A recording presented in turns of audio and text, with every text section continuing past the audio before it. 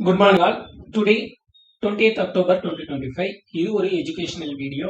இதுல bank Nifty எப்படி perform பண்ணுது அப்படின்றத நம்ம பார்க்கலாம். பிபனாசி லெவல பேஸ் பண்ணி தான் இது நடக்குது.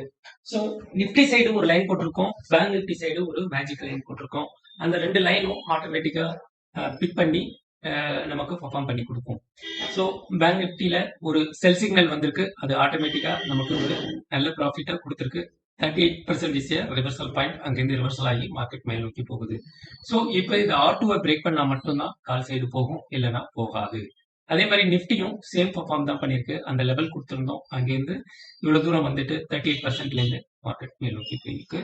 இதுவும் இதை பிரேக் பண்ணா மட்டும்தான் மார்க்கெட்ல வந்து கால் சைடு மார்க்கெட் போகும். அன்டில் அன்லஸ் இது போகாது. அப்ப 25,969 பிரேக் பண்ணா மட்டும்தான் கால் சைடு மார்க்கெட், இல்லைன்னா கிடையாது. மார்க்கெட் கிரைண்ட் ஆகி கீழ் நோக்கி தான் வரும். அதே மாதிரி பேங்க் நிஃப்டி சைடும் அதே தான். 58,250 பிரேக் பண்ணா மட்டும்தான் கால் சைடு, இல்லைன்னா மார்க்கெட் கீழே இறங்காது. ஸோ இதுவும் இப்படிதான் நடந்துகிட்டே இருக்கும்.